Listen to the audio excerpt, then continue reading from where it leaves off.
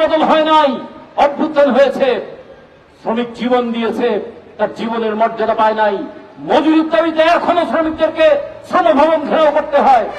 Outsourcing এর লক্ষ লক্ষ মানুষ, শ্রমিক, যুবক, তারা তাদের চাকরির নিশ্চয়তার জন্য আন্দোলন করছে। দৈনিক মজুরির শ্রমিকরা আন্দোলন করছে। এমনি করে আন্দোলনের দেশে পরিণত হয়েছে। আর একদিকে দেশটাকে লুটপাটের দেশেই পরিণত করা হয়েছিল, সেই ধারাটা অব্যাহত রয়েছে।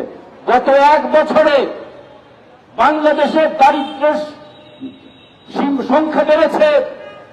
দারিদ্র, চরম দারিদ্র্যের নিচে এখন 26% মানুষ সরকারের হিসাবে বলছে। দরিদ্ররা চরম দারিদ্র হয়ে যাচ্ছে।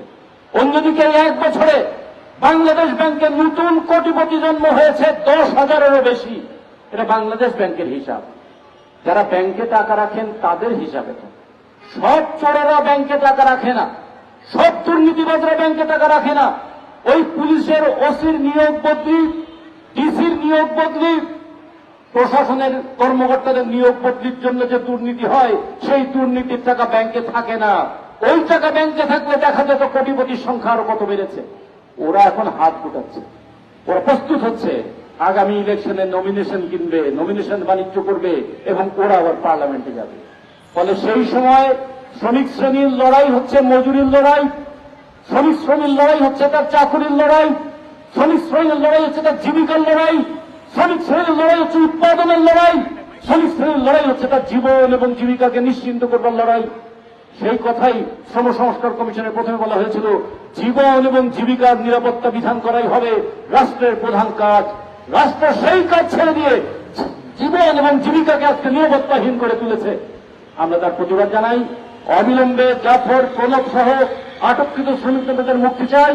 একই সাথে গাজায় যে অমানবিক ধ্বংসযজ্ঞ চলছে, মানবতার একটা লাঞ্ছনা হচ্ছে, যেখানে পৃথিবীর বৃহত্তম কারাগার থেকে পৃথিবীর বৃহত্তম লাঞ্ছনার দেশে পরিণত হয়েছে যেটা, তার বিপরীতেও আমরা আমাদের প্রতিবাদ অব্যাহত রেখেছি।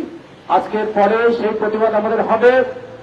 এই কথা বলে অবিলম্বে জাফর, প্রণবদের মুক্তি দাবি করে, শ্রমিকদের হয়রানি বন্ধ করে, শ্রমিকদের ন্যায্য মজুরির দাবি মেনে নিয়ে বকেয়া মজুরি পরিশোধ করে এই সরকার গণঅভ্যুত্থানের চেতনাটাকে ঊর্ধ্বে তুলে রাখবেন, এই দাবি করে আমি আমার বক্তব্য শেষ করছি।